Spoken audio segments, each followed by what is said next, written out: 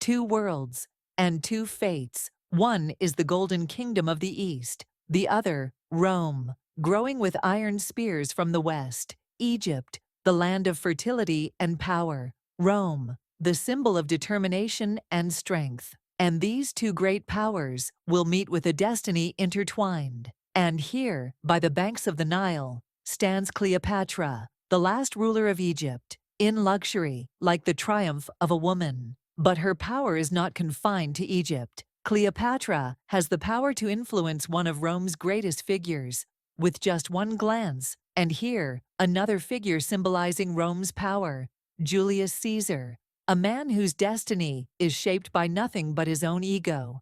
Yet with all his power, he decides to go beyond being an ordinary ruler. He wants to conquer not only Rome, but Egypt as well. For a great empire is not ruled by just the lands of Rome. It must rule over all the lands, two distant worlds. But remember this, power is not only at the border, but also in the fine line between two realms. What happens when these two empires unite? Does love arise?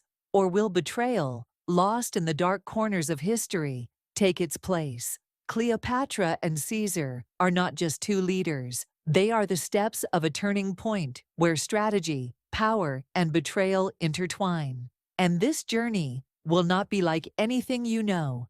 Get ready, because when history truly begins, it will not be as you know it. 51 BC. When Cleopatra ascended to the throne of Egypt, she was more than just a woman. She was not just a ruler. She was the one carrying the fate of a nation. Egypt had only one chance to survive under the shadow of Rome: political maneuvering. After her father's death, Cleopatra sought to secure her throne by strengthening her ties with Rome.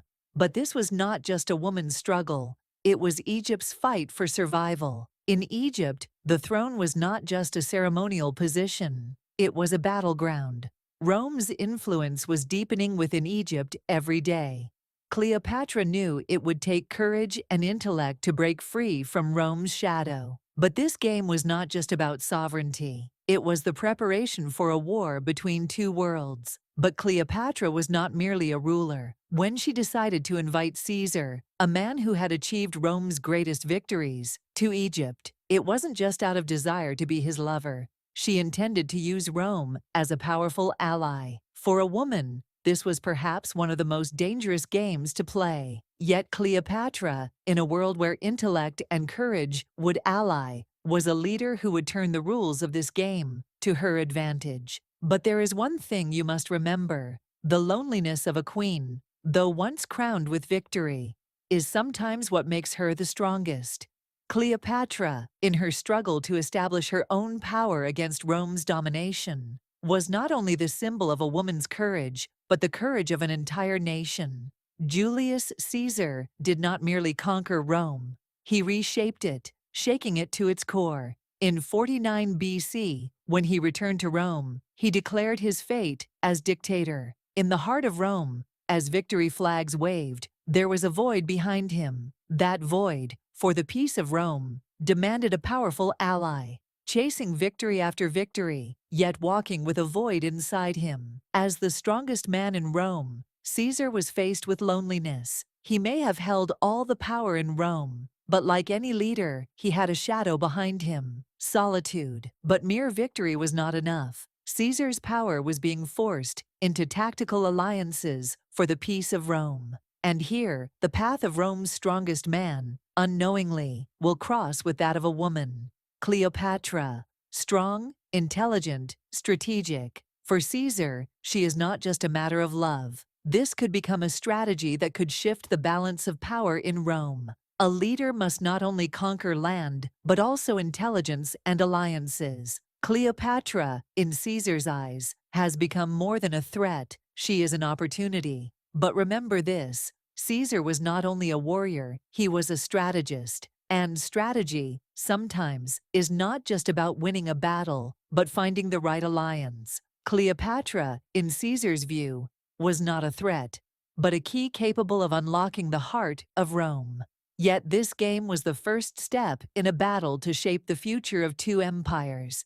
In Caesar's game, every step was a strategy. every move a danger. This was not only a turning point for Rome, but for the power dynamics of the entire world. Alliances, victories, betrayals, everything would hinge on Caesar's decision. But sometimes, to make the right move, one must take a step back. And this step back would be taken when he accepted Cleopatra's invitation. 48 BC. As Julius Caesar, the dictator of Rome, sails toward Egypt, this journey is not just about war, but about the encounter of two great leaders. Rome will be reshaped through Caesar's eyes, while Egypt will be reshaped through Cleopatra's mind. But this meeting was never just a simple love story. Every step, every glance, every word was taken with a political calculation. And here, the first meeting. When Cleopatra gazes into Caesar's eyes for the first time, she sees more than a ruler. Through Caesar's gaze, she sees opportunities to change the fate of Egypt. His looks offer her not just love, but power and strategy. But here's something you should notice. These gazes are not a bridge between two worlds. They are a playing field. On the fine line between love and strategy, Cleopatra is offering Caesar not just a lover, but a powerful ally. Because Cleopatra did not simply accept Caesar's interested looks as a display of affection, she began crafting a plan on how to harness Rome's power. But Caesar too had grown enamored with Cleopatra's intellect, Egypt's resources, Cleopatra's inner strength. Everything was coming together. But here, every move had to be calculated. After his victory, as Caesar returned to Rome, he did not only celebrate the triumph of Rome, but also the newfound power of Egypt. However, victory is not won by war alone. When he invited Cleopatra to Rome, this step was not just a celebration of triumph, it was the pinnacle of politics and strategy. The Queen of Egypt was arriving not just as a ruler, but as Rome's most admired guest. Through the streets of Rome, Cleopatra had risen to the highest echelon beside Caesar. The celebrations in Rome were not just about the glory of victories and gladiator battles. They symbolized the richness, power, and love of the new alliance between Egypt and Rome. Cleopatra had become the symbol of Egypt's union with Rome. However, there was more to this than mere celebration. Behind it, the dangerous face of Roman politics loomed. While Cleopatra's rise seemed to consolidate Caesar's power, it was shaking the internal balance of Rome. Because in Rome, every victory was accompanied by the birth of another rival, a new enemy. As Cleopatra solidified her position beside Caesar, she was also carefully observing the power struggles in Rome. For her, these celebrations were not just about triumph. They were an opportunity, but every opportunity was as close to a threat as it was to a promise. In Rome, power was never fixed. Today, you win a victory, but tomorrow you might face a new blow. 44 BC was a turning point for Rome, an empire shaped in the hands of a leader, and yet that same leader suddenly vanished into history. Julius Caesar, struck by the daggers of Senate members, was assassinated. Rome, without power, was shaken by chaos at every corner. Cleopatra found herself alone. Her victory in Rome turned into an unexpected loss. Cleopatra did not see Caesar's death as a mere loss. She reshaped this tragedy into an opportunity. Her alliance with Mark Antony would be a move to secure Egypt's position. This alliance would strengthen Egypt, but it would also create a new balance within the ongoing wars of Rome. However, like her relationship with Caesar, this new alliance would come with internal power struggles and the threat of betrayal. Cleopatra's strategy was simple. To survive, she needed to remain strong. But this strength wasn't only in her throne. It would come from an alliance with one of Rome's most powerful men. Mark Antony, at the time, was one of Rome's strongest figures. But, like her relationship with Caesar, this alliance would be fraught with dangers as the civil war in Rome deepened. And once again, we return to the beginning. Alliances are built not just on power, but also on betrayal. Every new move brings the loss of an old friend and the rise of a new enemy. Was Cleopatra wise enough to avoid the mistakes she made with Caesar in her new alliance? Or would this new partnership, like the one with Caesar, lay the foundations for a deadly betrayal? Mark Antony got involved in the power struggles of Rome.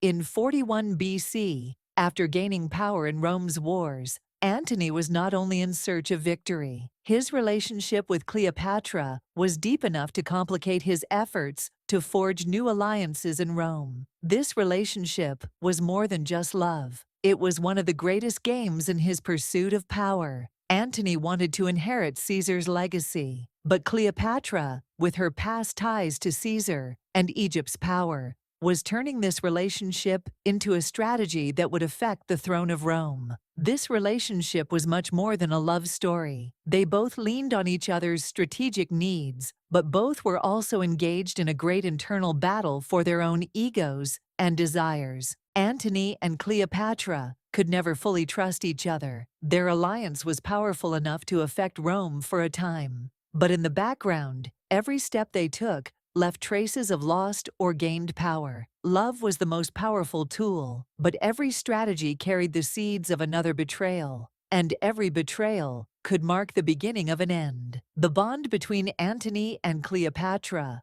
once a strong alliance, eventually turned into a battle for power.